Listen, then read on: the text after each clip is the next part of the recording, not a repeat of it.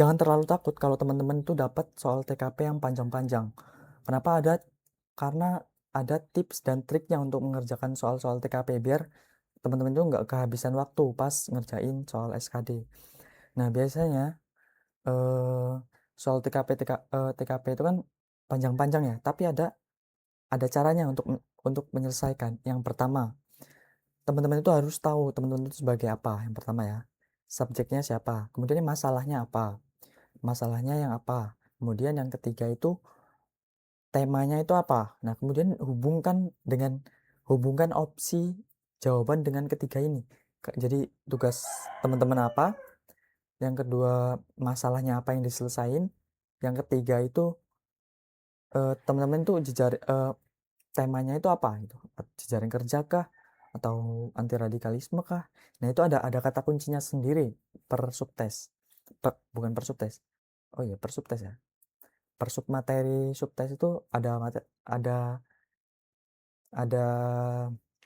kata kuncinya sendiri lah. Kemudian untuk opsinya itu kita bisa coret-coret yang opsinya itu pasti 1, 2, 3. Poinnya 1, 2, 3 itu biasanya yang opsi yang pasif ya, yang tidak menyelesaikan masalah secara langsung.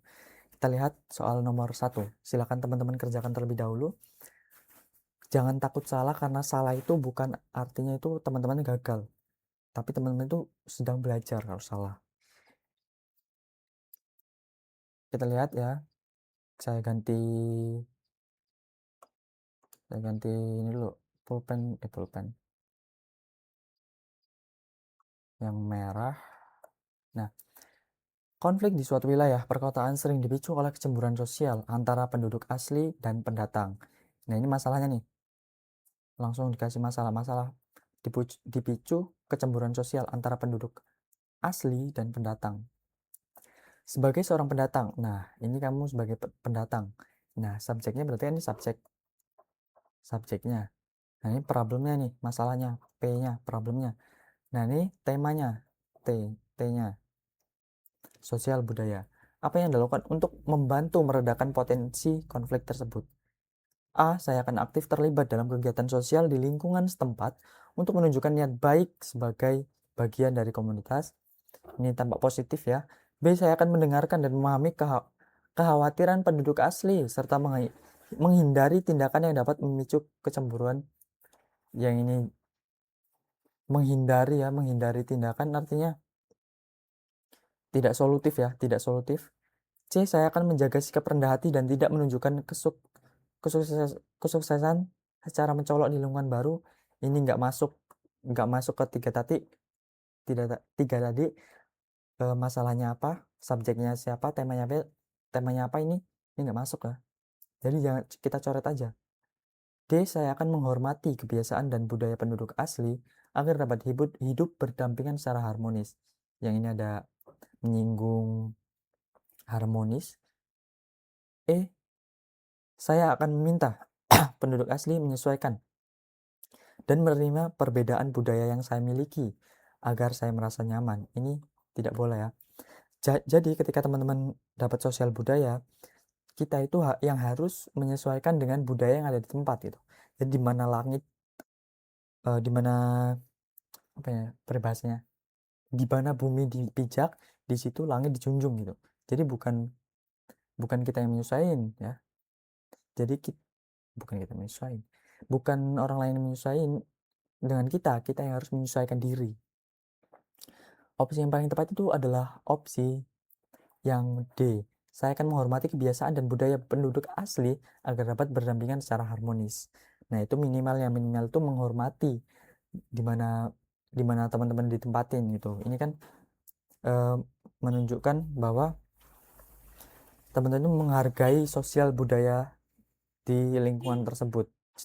Jadi kalau teman-teman jadi ASN atau PNS ditempatin dimanapun, itu harus menjunjung tinggi tata krama atau sosial budaya di lingkungan tersebut. Nah, itu maksud soal di subtes materi sosial budaya. Silahkan kerjakan terlebih dahulu, salah nggak apa-apa, jangan takut salah. Minimal pause, kemudian nanti samakan dengan penjelasan gitu. Teman-teman tuh salahnya karena apa? Kalau salah karena apa? Kalau benar itu karena apa? Minimal tahu itu. Nah, kita lihat kamu adalah ketua RT. Jadi teman-teman itu sebagai apa? Ini subjeknya.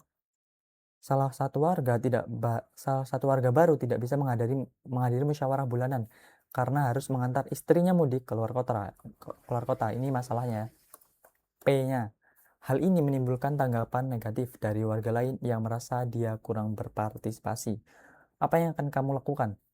Ini temanya juga sosial budaya ya. A. Meminta warga baru tersebut untuk menjelaskan alasan ketidakhadirannya langsung kepada warga lain agar tidak menimbulkan kesalahpahaman. Ini boleh ya, positif. B. Memberikan teguran kepada warga tersebut karena tidak hadir dalam musyawarah yang penting untuk lingkungan. Ini pasti salah ya. Memberikan teguran, padahal di sini harus mengantar istrinya mudik nih. Jangan pilih opsi yang hanya memenangkan salah satu pihak aja intinya. C. Mengabaikan tanggapan warga lain. Nah, kalau mengabaikan pasti salah. D. Menawarkan solusi kepada warga tersebut untuk membantu kontribusi dalam bentuk lain di waktu berbeda. Ini juga positif. E. Menjelaskan kepada warga bahwa alasan tidak kehadiran warga tersebut cukup mendesak sambil mencari waktu alternatif agar dia bisa ikut berkontribusi. Nah, opsi yang E ini adalah opsi yang paling tepat ya. Karena kan dia ada ditambah lagi ini masalah menimbulkan tanggapan negatif.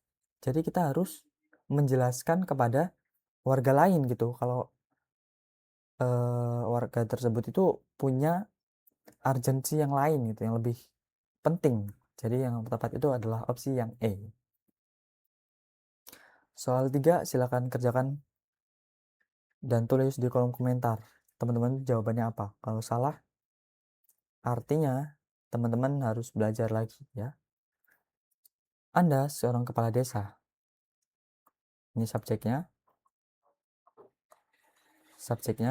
yang sering menerima keluhan dari warga terkait kebisingan lingkungan. Ada kebisingan nih, masalahnya. Menerima keluhan ya. Ini masalahnya, P-nya, problem. Terutama pada malam hari akibat suara dari aktivitas warga atau kendaraan yang melintas. Nah, ini kita lihat temanya adalah pelayanan publik. Jadi kita harus melayani warga tersebut ya. A. Membuat peraturan desa untuk melarang aktivitas warga di malam hari. Melarang aktivitas ya salah ya pasti. Kalau misalnya kita ke warung, pergi ke warung atau ada masalah yang lebih penting ya kita harus beraktivitas loh. B. Menyediakan alat pelindung telinga bagi warga yang merasa terganggu oleh kebisingan. Yang ini tidak menyelesaikan masalahnya apa? Kan kebisingan gitu. Masalahnya kebisingan, bukan kita sakit terus kita solusinya minum obat. Ya bukan, solusi paling penting dari sebelum sakit itu ya mencegah. Jadi mencegah, ini tidak mencegah. C. Meminta warga yang mengeluhkan kebisingan untuk mengisi formulir pengaduan resmi. Ini juga tidak solutif ya. D. Mengadakan pertemuan warga dengan warga untuk mendiskusikan solusi bersama terkait masalah yang berkebisingan. E. Mengirim survei kepada warga untuk mengetahui tingkat kebisingan yang dapat mereka toleransi sesuai kebijakan desa. Nah, yang paling tepat itu adalah opsi yang D. Mengadakan pertemuan dengan warga untuk mendiskusikan solusi bersama terkait masalah kebisingan. Jadi kalau teman-teman ada opsi jawabannya itu diskusi untuk menyelesaikan sebuah masalah, nah itu kok teman-teman harus pilih itu. Tepat adalah opsi yang D. Lanjut soal 4. Jadi TKP itu bisa dikerjakan dengan waktu 20 menit kalau teman-teman itu cepat ngerjainnya. Cara cepat ngerjainnya yang pertama itu ya tadi kalian sebagai apa nih? Ini bisa cepat kalau cepat nyambungin opsi jawabannya. Kalau teman-teman tahu gimana cara baca soalnya. Anda seorang kepala divisi, berarti seorang pemimpin ya. Di sebuah perusahaan yang sedang mempertimbangkan penggunaan teknologi komunikasi baru. Nah, ini sedang mempertimbangkan penggunaan teknologi komunikasi baru untuk memperluas jejaring kerja dan meningkatkan efisiensi tim. Langkah yang paling tepat untuk diambil memanfaatkan kemudahan akses teknologi secara maksimal. Ini temanya TIK. A. Menilai penggunaan teknologi berdasarkan kebutuhan dan menerapkannya secara efektif. Ini positif. B. Menggunakan teknologi menunjukkan pada perusahaan lain bahwa perusahaan sendiri lebih up to date. Ini tidak ya pasti. C. Mengidentifikasi dampak negatif dari teknologi baru terhadap komunikasi dan hubungan antara anggota tim. Yang ini hanya mengidentifikasi potensi ya. Sedangkan di sini kita itu mempertimbangkan penggunaan teknologi komunikasi untuk memperluas ya. Ini pasti salah.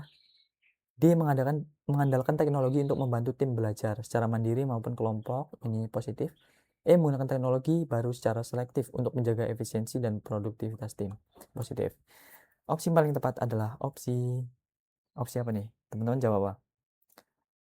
Opsi yang A. Jadi kalau teman-teman jawab A, itu adalah opsi dapat poin 5.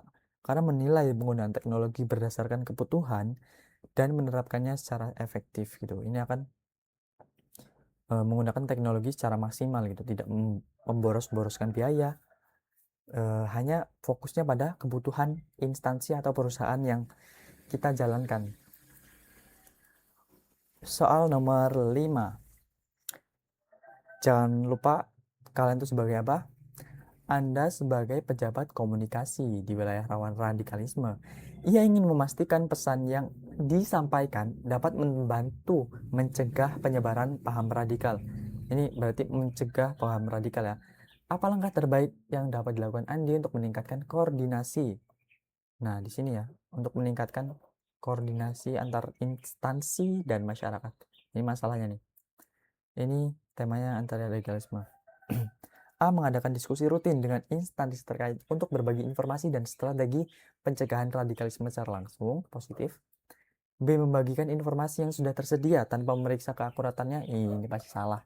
Kalau teman-teman dapat memeriksa tanpa memeriksa meskipun, nah itu coret aja. C. Mengandalkan instansi lain. Ini artinya lempar tanggung jawab, pasti salah. D. Mengadakan diskusi atau pelatihan bagi masyarakat untuk meningkatkan pemahaman mereka tentang bahaya radikalisme. Positif. E. Menunggu arahan dari pimpinan sebelum mengambil langkah. Ini pasti salah. Kalau menunggu itu kan pasif, pasti salah. Coret aja. Paling tepat adalah opsi yang A. Kenapa? Karena ini mengadakan diskusi langsung dengan instansi. Ini kan di soal kan ada kita harus meningkatkan koordinasi antar instansi kan. Jadi yang paling tepat adalah opsi yang A. Jadi semangat buat teman-teman yang mengejar CPNS kedinasan. Teman-teman pasti bisa. Kalian harus percaya diri 100%. Kalau kalian bisa, kalian datang ke PKN tuh, datang ke PKN. Kalian udah pede 100%. Intinya kalian tuh harus banyak belajar, karena belajar itu intinya itu sebenarnya kita meningkatkan percaya diri kita untuk menyelesaikan tugas-tugas, menyelesaikan subtes yang ada di tes SKD. Jadi jangan lupa untuk belajar dimanapun, kapanpun. Kalau kalian bisa 24 jam sehari pun, kalau teman-teman nggak makan tidur, lakuin ya. Kalau itu memang bener-bener worth it buat teman-teman. Jadi jangan lupa like, subscribe, and comment. Yes sir.